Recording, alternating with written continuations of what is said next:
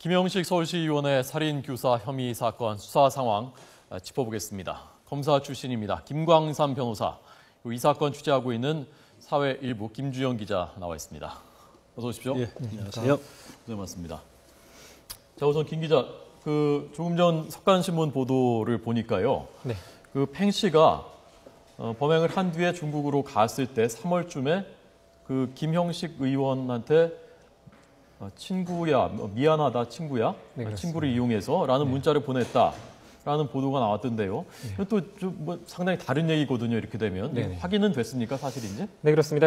방금 말씀하신 것처럼 팽 씨가 중국에 도피해 있을 당시에 김 의원에게 미안하다 친구야, 너를 이용해서 뭔가 범행을 한 것처럼 그런 식의 문자를 보냈다는 것은 우선 확인이 됐습니다. 하지만 당시 보도에서는 김 의원이 이 문자를 보내도록 지시했다. 팽 씨한테. 예, 팽 씨에게 지시했다라는 식으로 이제 기사가 나오기도 했는데요. 네. 이 부분은 조금 사실과 다른 것으로 확인이 됐고요. 그럼 어떻게 된 거죠? 팽 씨가 김 의원에게 지시를 받은 것이 아니라 네. 본인이 범행을 뒤집어 쓰기 위해서 일부러 문자를 보냈다라고 주장하고 있는 것으로 확인이 됐습니다. 검찰에 그렇게 얘기하고 있다는 말이죠? 네, 수사당국에 그렇게 얘기를 하고 있는 건데요. 팽 씨는 이와 함께 앞서 김 의원이 자신에게 만약에 범행에 성공한다면 내가 너의 가족과 너의 뒤를 봐주겠다, 이렇게 돌봐주겠다라고 약속을 했기 때문에 만약에 김 의원까지 잡힌다면 자신이 범행한 것이 아무런 의미가 없어진다. 이런 생각을 해서 자신이 그 문자를 보냈고 알리바이를 일부러 만든 것이다 라고 주장했다라고 수사당국은 밝히고 있습니다. 예, 본인이 뒤집어 쓰기 위해서 그 문자를 보냈다.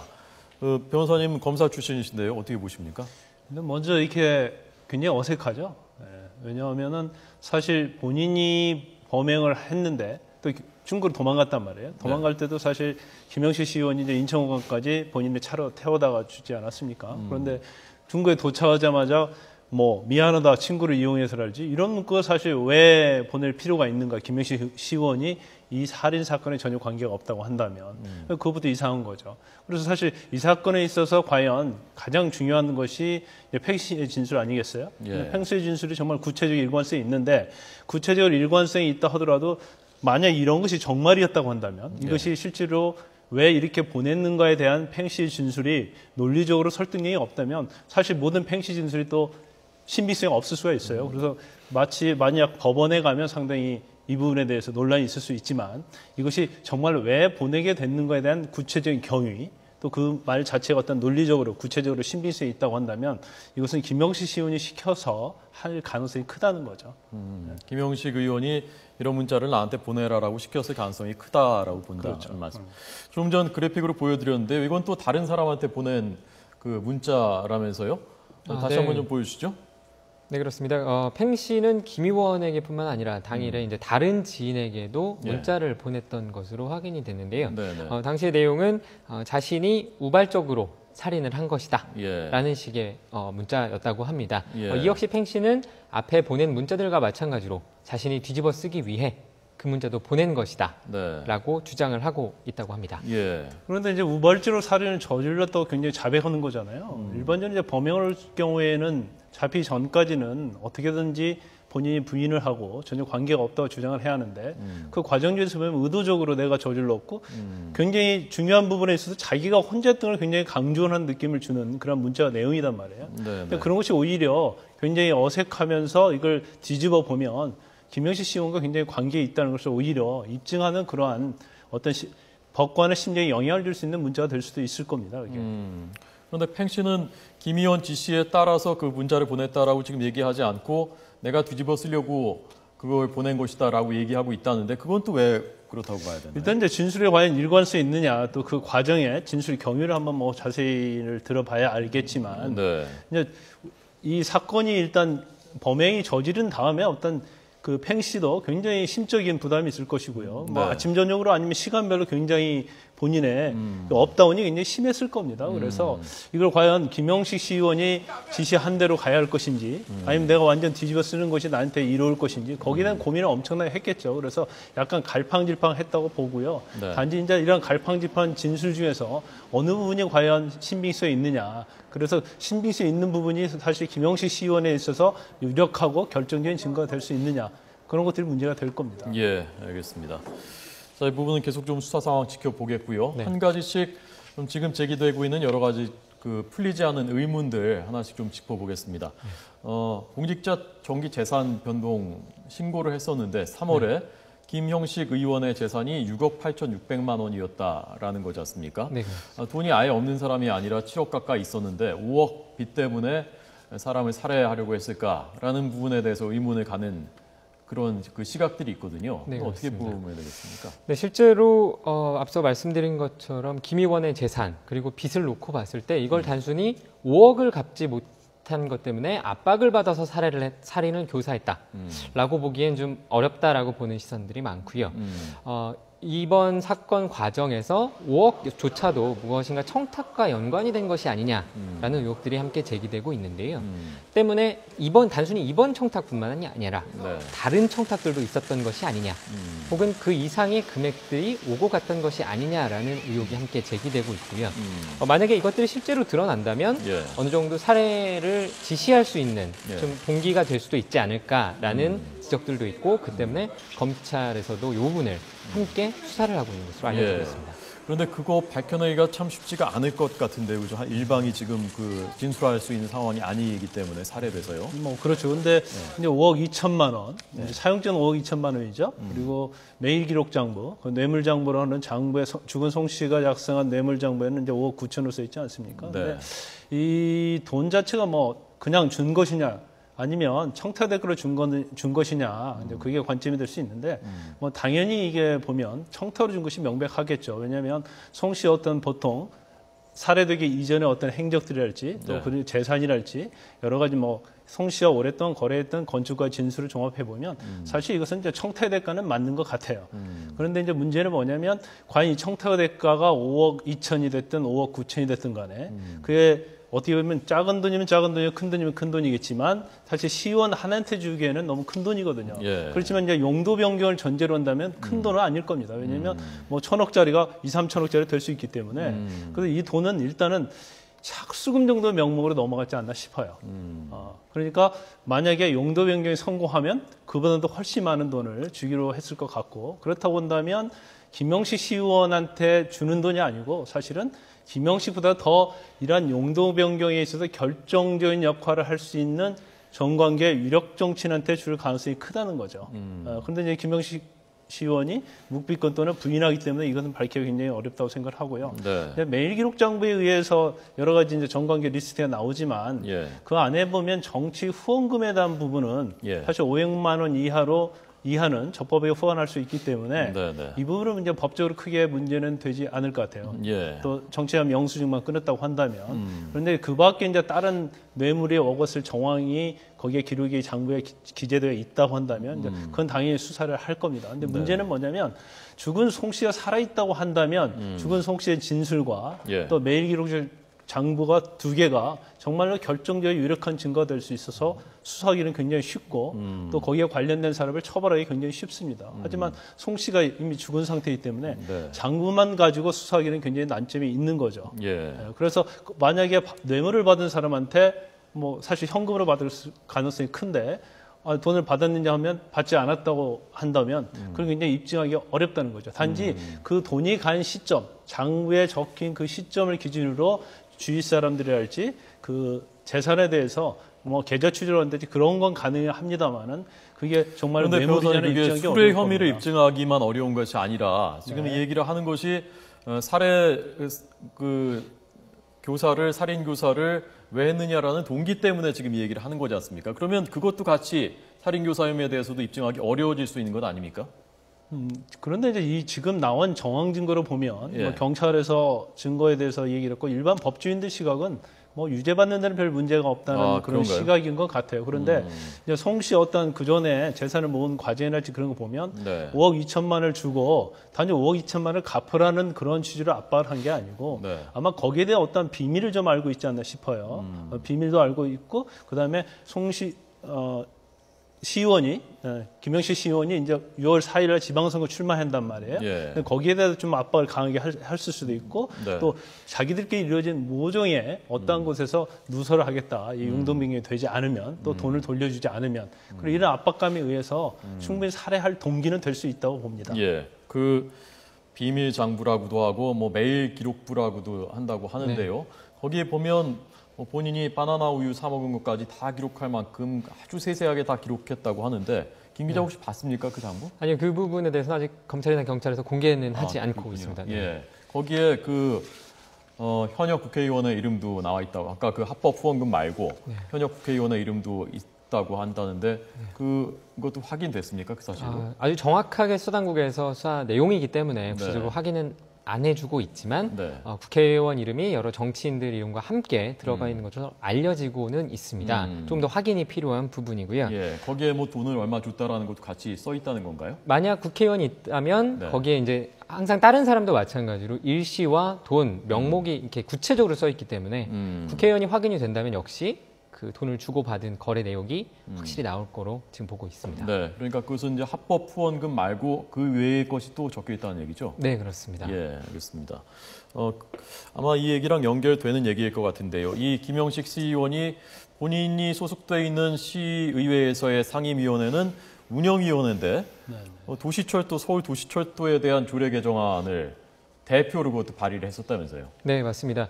지난 2012년에 있었던 일인데요. 당시에 김 의원은 서울도시철도공사 설립 및 운영에 관한 조례 개정안을 대표 발의를 했습니다. 예. 당시 내용은 도시철도공사가 맡고 있던 전동차의 조립이나 제작 관련 부분을 다른 법인으로 넘기도록 하는 그런 내용의 법안이었는데요.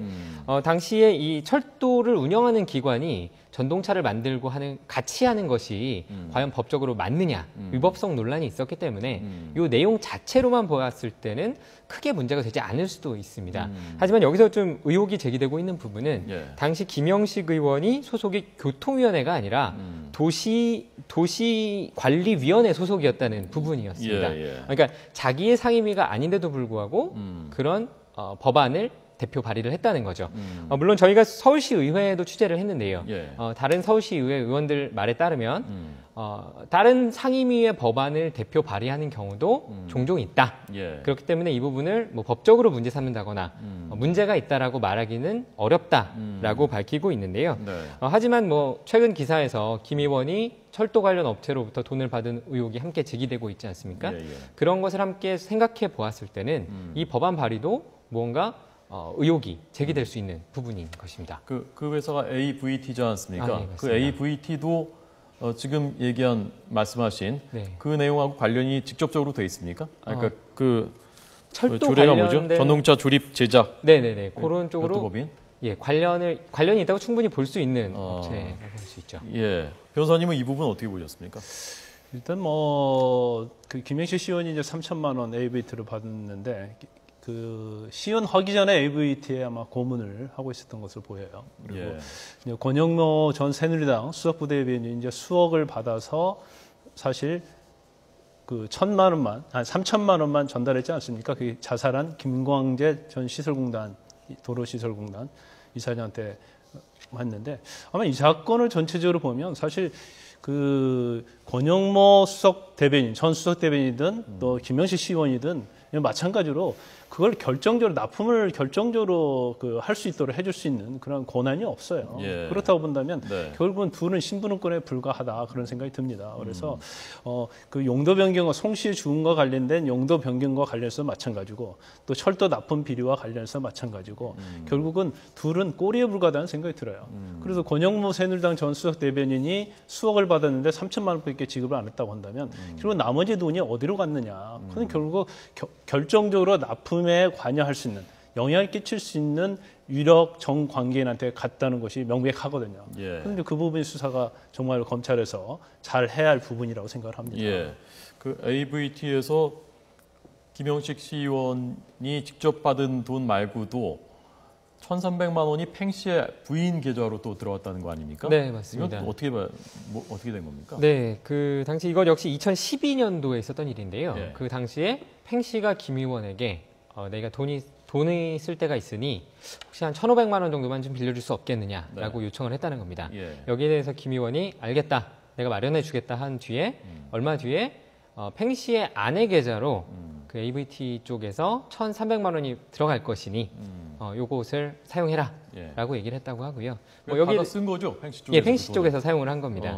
근데 여기에 대해서 팽 씨가 이제 이거 어떻게 마련한 것이냐라고 했더니 그러니까 물론 팽 씨의 진술인데요. 네네. 김 의원이 내가 일 처리를 해준 게 있어서 그거 관련해서 얻은 돈이다 예. 라는 식으로 진술했다고까지 확인을 할 수가 있었습니다. 예.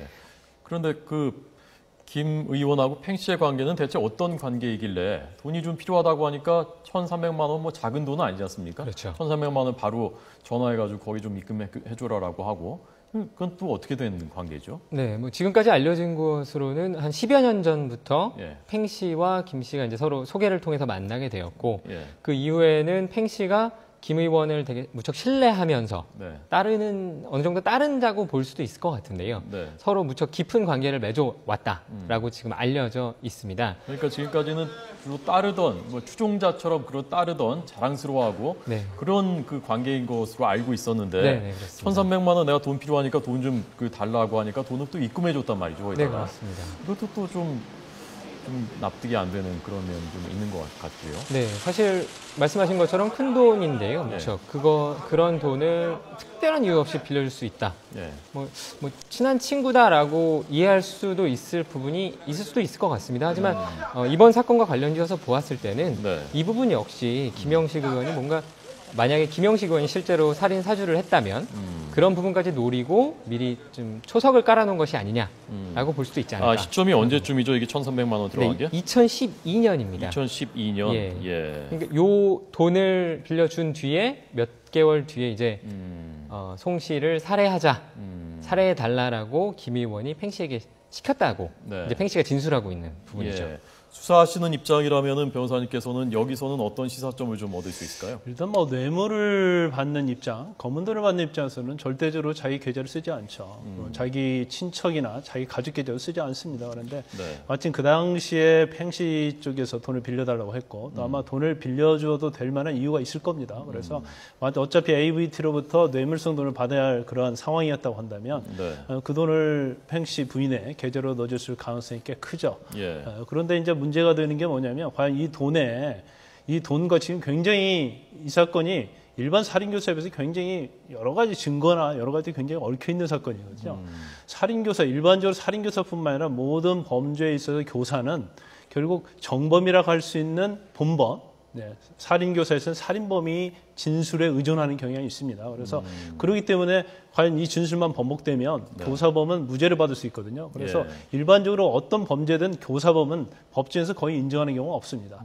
수사기관 일에 일관 내에 다 법정까지 부인을 하거든요. 그래서 이런 것들이 다 얽히고 설키고 있는데 이게 과연 잘 검찰에서 지금 사실 경찰서 뭐 증거가 충분하다고 하지만 이게 결국은 법원에 가면 이게 부인을 할 것이고 또 팽목 씨의 진술에 대한 아마 처음에 좀 아까 메시지도 중국 가서 보낸 것들을 김명식 시의원의 변호인 측에서 그런 걸 다 드러내면서 팽 씨의 진술의 어떤 일관성 그런 걸 신빙성 없는 데 주력을 할 겁니다. 그래서 그런 모든 증거가 나타날 거고 또 그거에 대비해서 검찰은 어차피 기소를 할 거고 또 여기에서 공소를 유지해야 하거든요. 그래서 신중의 검찰은 그런 부분까지 다 왜 그랬는지 동기와 그 논리적인 그런 틀을 잘 수사를 해야 할 겁니다. 검찰에서는. 아까 혐의 입증하는데 별 문제가 없을 것이라고 보는 게 법조계 중론이라고 아까 하셨잖아요. 혐의는 입증하는데 문제가 없지만 네. 결국 법정에서 무죄를 다툴 게 분명하거든요. 예. 그래서 이제 그 무죄를 다투는 사건에 있어서는 사실 증거를 잘 정리를 하고 또 보강수나 수사나 물적 증거를 확보를 더 해야 하거든요. 그래서 아무리